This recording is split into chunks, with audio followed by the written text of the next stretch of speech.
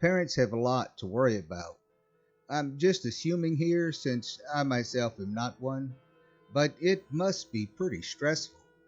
It's a lot of worry for them that their kids might get hurt, lost, or, God forbid, even kidnapped. I imagine that lost one is what parents fear the most, that they might lose their child. It's a feeling my parents experienced that night.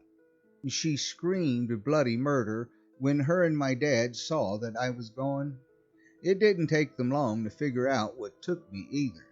She was hysterical while they called around. They managed to organize a search party pretty quickly. People aren't usually reported missing until after, I think, 24 to 48 hours after they don't turn up. This is different in my town. If someone goes missing, search parties are organized almost immediately. Everyone knows that every second could mean the difference between life and death. The Formagios were the first people to show up. Some of my parents' work buddies showed up next. Chuck told my parents that he'd send out a call to the other officers for me and that he'd be sending some over to help.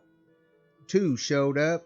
One of them was Sam, who was pretty new to the force at that time, not even having been on it for a full year yet. Something Sam has had ever since starting out is instinct. When it comes to finding something, Chuck has joked that he could give bloodhounds a run for their money. He would play a key role in ensuring my safety that night. Ma'am, I understand you were stressed, but I'm going to need you to calm down, Sam said to my mom. Calm down? She practically shrieked. That God-forsaken abomination has my son. I realize that, ma'am, but panicking isn't going to solve anything. My mom became pretty much a raving lunatic after that moment, cursing and nearly spitting at Sam until my dad pulled her away. While the others were trying to calm her down, my dad answered Sam's questions. From how your wife described things, it may live on higher ground. How do you figure? From how well it can climb. We have to keep our eyes out on the trees. They searched for over 2 hours for me. Finally, they got a lead when an officer radioed Sam that he'd spotted the creature. There were a number of creatures out that night. However, only a few were as dangerous as my mom. Much to my dad's horror, she was the one driving. Which part of town did they say it was seen? My mom asked, agitated, looking in nearly every direction almost simultaneously. She rounded a corner too fast, knocking over some mailboxes. If you'd drive right, I'd be able to read the map more easily, my dad told her. He glanced down at it. Wait, we're actually almost to it. Make a right here. The place they found themselves at was the town power plant. Sam and the others had gotten there as well. They were going to ask the workers some questions until they saw their slaughtered remains. One guy had his face shredded off. That wasn't even the worst of it. One thing was so gruesome it made Mr. Formaggio and several others throw up. The deeper they searched, the more intense the gore. Eventually, it got to the point that it was reaching the trees. I mean that literally. The intestines of several workers connected a line to the trees as if that thing used them as a lasso. Their bodies seemed to have been posed in almost comedic poses. One guy seemed to have been pantsed, while another wore an almost dramatic fainting expression. The back of his hand was on his forehead. I've met some people with fucked up senses of humor, but damn, Sam said. Before we go any further, how many of you are carrying flashlights right now? The ones who weren't were given flashlights from the plant. Then Sam radioed his position. He was told that it'd be a while since they needed to fight off some other creatures. Due to this, they chose to continue without waiting for some extra help to arrive. As they walked, Donnell decided to strike up a conversation to ease the tension. Don't worry, Darcy, she said. We'll get him back. I won't stop until we do. Thanks for doing this for us.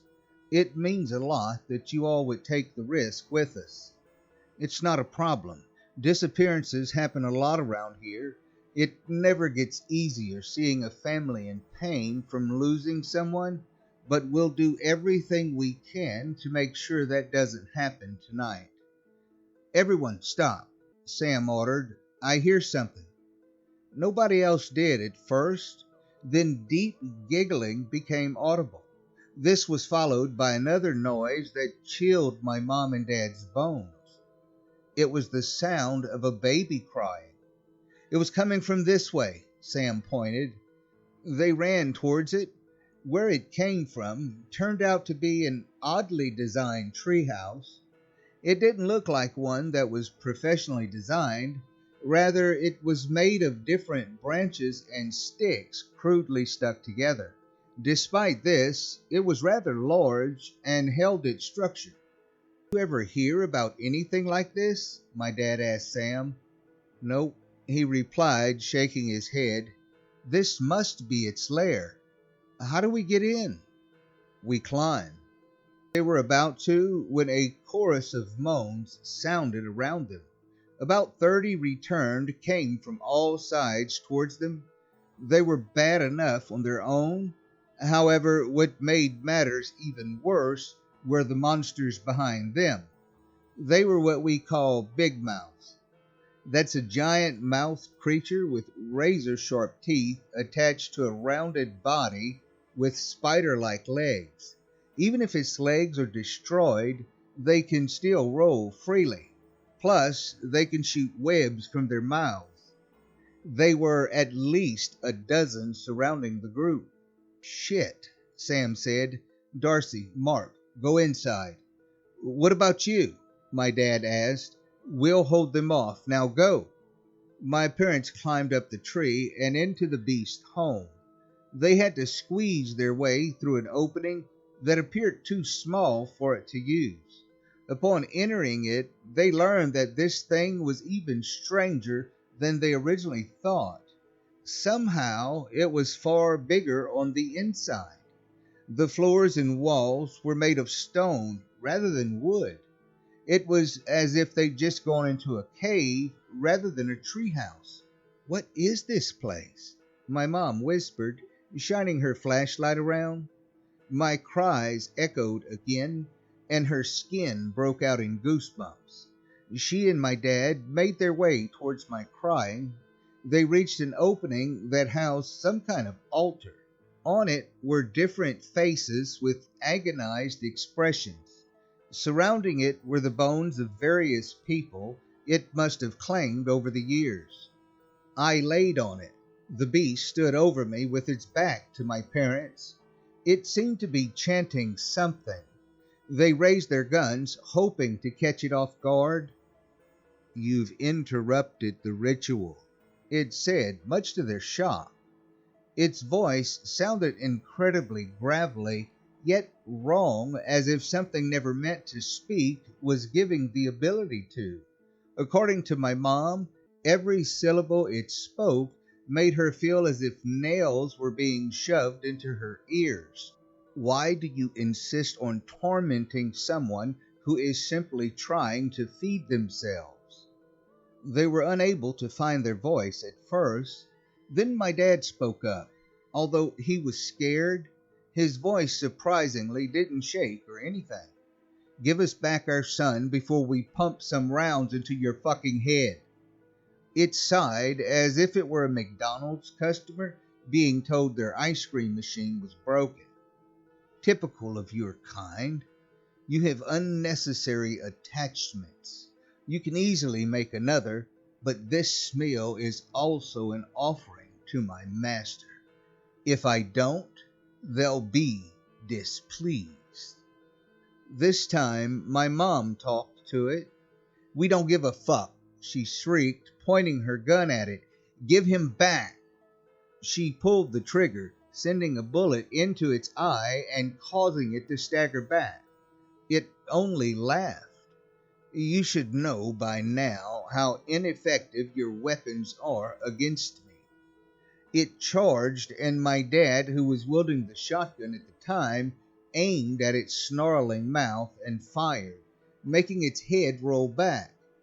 It retaliated by knocking the shotgun out of his hand and grabbing him.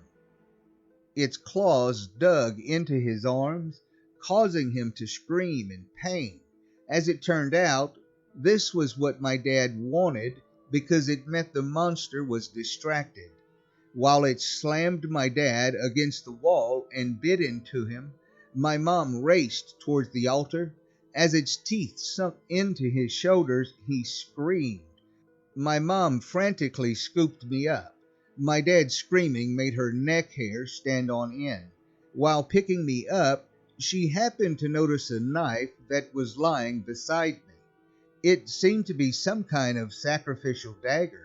My mom has said its appearance was that of a long metal blade attached to some kind of transparent red crystal handle.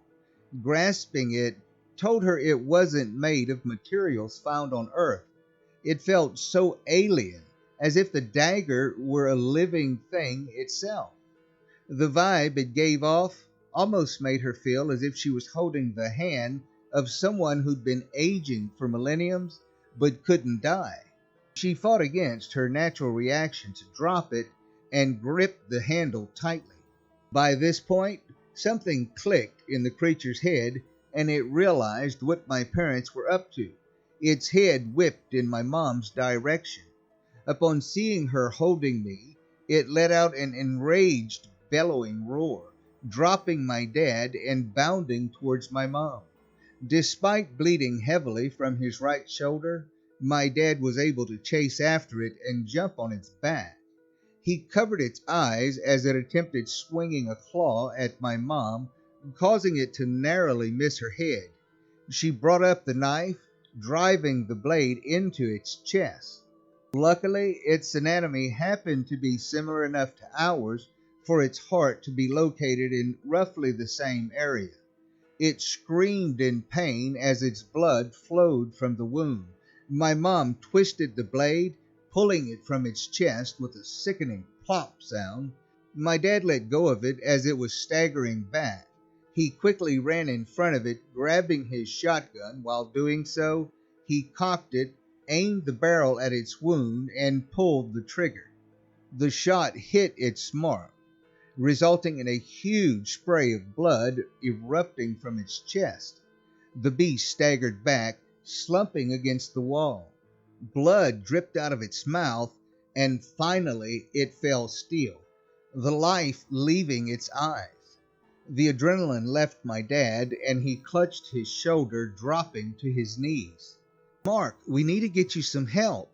"Never mind that. Is Pete okay?" "Yeah, I think so. Thank goodness." Just then, they heard a sinister laugh. At first, they were afraid that they hadn't killed it after all. However, the laughter was coming from its mouth was not caused by it. Instead, another entity apparently took it over. It only said one thing to my parents while cackling like a lunatic. What fun! It let out a god-awful shriek, and the cave began crumbling. My mom helped my dad up, and they managed to reach the window they came in through before the whole place came down on them. Thankfully, Sam and most of the others were still there, along with some other officers. They'd arrived while my parents were in the cave. Obviously, climbing down a tree while carrying a toddler is no easy feat, but my mom managed to do just that. "Are you two all right?" Alonzo asked. "I could use a doctor," my dad replied, giving him a slight smile. It faded when he noticed all the blood and gore on the ground. "Jesus," he murmured. "We'll talk about it at the hospital," Alonzo told him. "Let's get out of here before something else finds us." A lot of the search party were killed that night by the big mouths. It was looking pretty bad for Sam and the rest until backup arrived and helped with driving them off. At the hospital, my dad was given stitches and his arm was put in a cast. A lot of good people died to save me, and for that, I'll always be thankful. Something of note is that my mom has told me that after the incident, they noticed I was acting more aggressive. On Christmas, she said I grew frustrated and actually broke one of my toys. Why, she didn't know. Sure, most of the day went pretty well under the given circumstances. However, that did concern her as well as my dad. Little did they know it would only be the start of their troubles dealing with me. Would I have tried being less of a shit if I was told this story when I was younger? Maybe, or maybe not. My parents aren't the type of people to try guilt tripping. Therefore, I'm thinking that maybe they thought telling me would make me feel emotionally burdened. I'll have to ask them about that when I can see them again. I hope they understand why I haven't talked to them for so long when I do. They've got the patience of saints. I'm living proof of that. For now, though, I want to enjoy the rest of my Christmas with Carl and Nick. Time to drink eggnog and eat sweets until I feel like throwing up. This is Peter, wishing you all a happy holidays. Have fun and stay safe.